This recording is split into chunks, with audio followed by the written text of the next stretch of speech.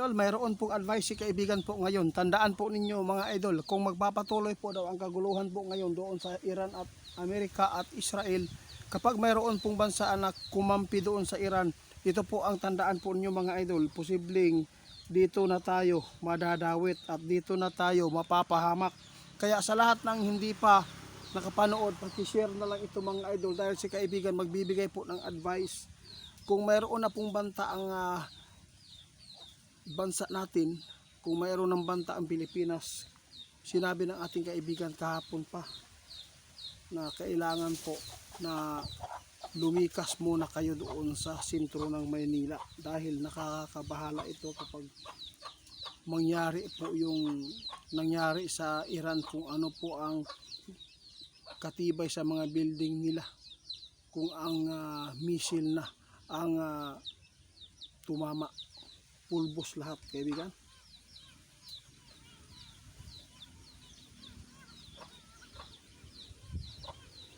Diyos ko. Sige kaibigan, salamat po.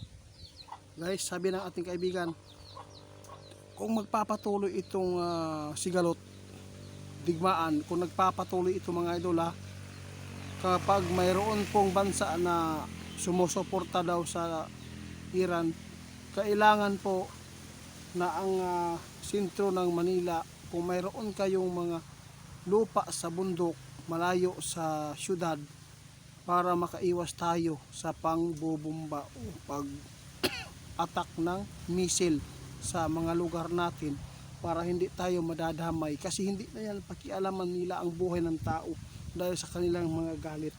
Kaya kung magpapatuloy ito, nagbabala si kaibigan, kailangan po makapaghanda kayo ng mga pagkain, lahat kung ano po ang kinakailangan po natin, dahil delikado na talaga ang sitwasyon po natin mga idol. Kahit wala pang banta dito sa atin, kung totoo ito na may base po ng mga Amerikano dito sa ating bansa, posible damay po tayo dito, kasi ang titira sa atin, alam na po niyo, ang China po talaga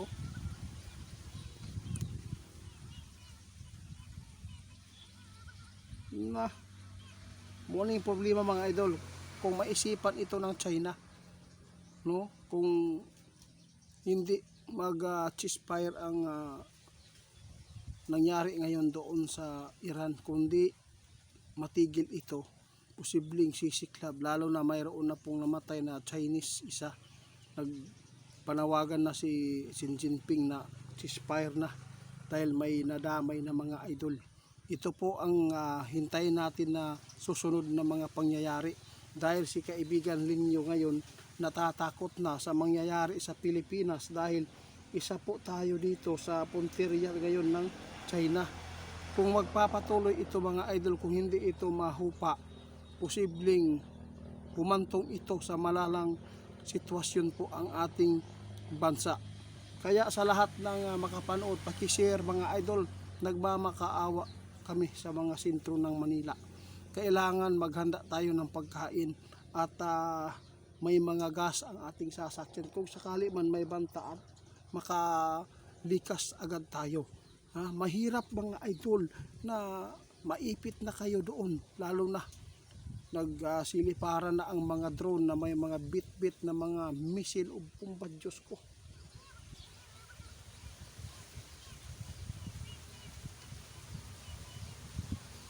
Oo nga kaibigan, nagpasalamat po kami sa Panginoon dahil napakaswerte talaga namin, dahil po napakalayo natin sa syudad, sa city. Alam po ninyo mga idol, walang ibang puntiryahin po ng mga taong demonyo ngayon. Talagang yung puntiryahin, yung makapinsala sa nagbibigay po ng mga pagkain sa atin, yung mga ginagamit po natin sa mga sasakyan natin.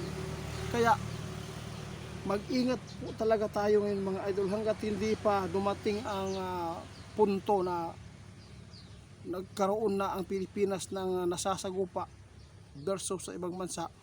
Kailangan talaga mga idol, yun po ang advice ni kaibigan, kasi hindi tayo tatagal sa kaguluhan. Ilang missile po pa tayo, ilang drone. Tingnan po ninyo mga idol ang gagamitan natin. Diyos ko, timuon rin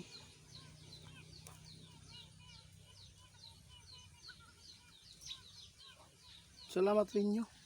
Ito po ang babala ni kaibigan. kung marapatin po ninyo ito, kung sino man po ang makarinig sa video ito, kung sino man po ang mayroon pong lupa doon sa bundok na nantiwangwang, linisan po inyo. Paggawa na kayo ng mga bunker o kubo para hindi tayo mapapahamak kung sakali man tablahan na. Kasi matirang matibay na po ito mga idol na mga bansa. Ang problema dito, baka po gipahunat lang ning mga Israel o kining Amerika, gipahunat lang ni para mga hurot tong ilahang gipanggamit ng mga missile diha. Pagkahuman mo atake ang Rusya o ang North Korea o kining China, pagkahuman nila og tabangan ng nabay gihulaan si kaibigan, may hinulaan si kaibigan pagtulungan ng Amerika Kaya nakakatakot po mga idol. Pag pinagtutulungan ng Amerika, paano na lang po kung tayo naman po ang isusunod? Ano po pa ang magbibigay sa atin na suporta? Wala na. Kaya kailangan talaga ang pinakamatalinong presidente mga idol, si Duterte. Pero sinabihan pa ninyo na si Duterte ay tanga at saka binibinta daw ang Pilipinas sa China. Hindi nyo alam ang plano. Alam po ni kaibigan. Kaya si Duterte nakipagkaibigan po doon sa China. Dahil po alam po niya kapag nakipagkaibigan sila sa China, hindi talaga yan na lulusob ang Amerika sa atin. Kasi alam po yan, respeto tayo. Ngayon, kung magkipagkaibigan ka din sa Amerika noon, nung si Tatay Digong pa, siyempre anong gagawin sa Amerika kung close kayo? Si mag-o-offer yan, dito natin ilalagay ito, dito natin maggawa tayo ng base ng mga military ko dito. Yun, kaya yung iba na mga bansa ngayon sa Middle East, nilalagyan ng Amerika ng mga base. Kaya yun po ang inaatake, kaya dadadamay. Kaya grabe, sobrang talino talaga ni Duterte mga idol kung ikumpara po ninyo. Kaya maraming salamat mga idol. Mag-ingat na lang po tayo.